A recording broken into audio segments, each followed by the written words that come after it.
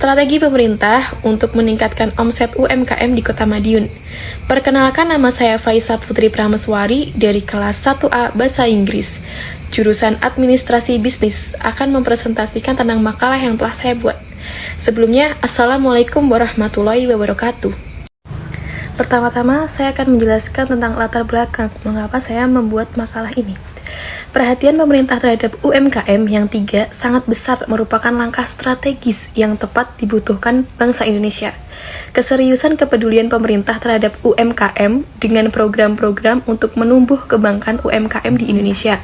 Meskipun dukungan pemerintah Indonesia sangat besar untuk menjadikan UMKM berhasil dan berkembang bukan berarti tanpa kendala menurut Tambunan tahun 2002. Faktor-faktor yang dapat mempengaruhi keberhasilan usaha adalah kualitas sumber daya manusia, yaitu termasuk perilaku pelaku usaha dan modal usaha. Selanjutnya, rumusan masalah. Berdasarkan latar belakang di atas, saya dapat merumuskan masalah sebagai berikut.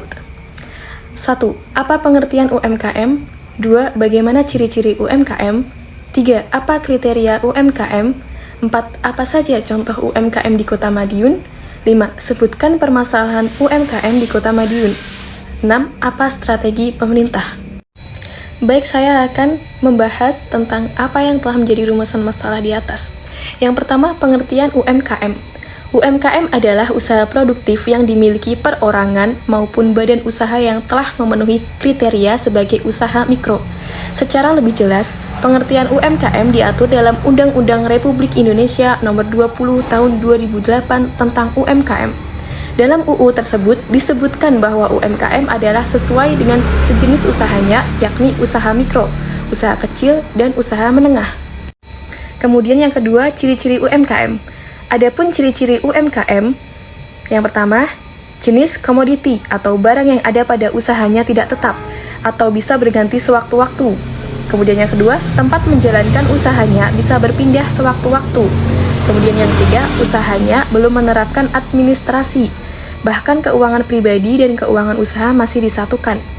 Yang keempat, biasanya pelaku UMKM belum memiliki akses perbankan, namun sebagian telah memiliki akses ke lembaga keuangan non-bank.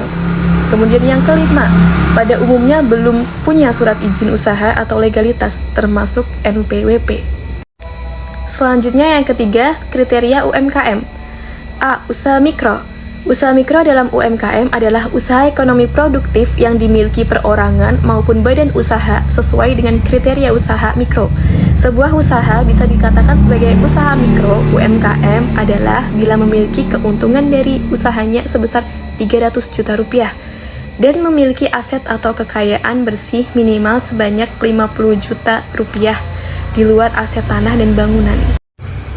Kemudian yang B, usaha kecil. Usaha kecil UMKM adalah suatu usaha ekonomi produktif yang independen atau berdiri sendiri, baik yang dimiliki perorangan atau kelompok dan bukan sebagai badan usaha cabang dari perusahaan utama, dikuasai dan dimiliki serta menjadi bagian baik langsung maupun tidak langsung dari usaha menengah. Kemudian yang C, usaha menengah. Usaha menengah adalah usaha dalam ekonomi produktif dan bukan merupakan cabang atau anak usaha dari perusahaan pusat, serta menjadi bagian secara langsung maupun tak langsung terhadap usaha kecil atau usaha besar, dengan total kekayaan bersihnya sesuai yang sudah diatur dengan peraturan dan perundang-undangan. Kriteria kekayaan bersih dari usaha menengah sudah di atas 500 juta rupiah hingga 10 miliar rupiah. Itu tidak termasuk bangunan dan tanah tempat usaha. Kemudian hasil penjualan per tahunnya mencapai 25 miliar rupiah sampai 50 miliar rupiah. Selain pengelolaan keuangan yang sudah terpisah, usaha menengah juga sudah memiliki legalitas.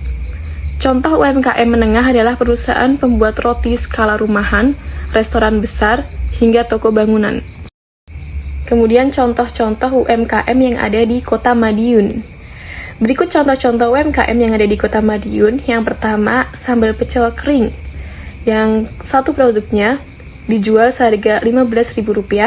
Yang kedua, chips keripik sale pisang seharga Rp33.000. Yang ketiga, apple crumble tart yang dijual dengan harga Rp70.000. Yang keempat, brownies seharga Rp55.000.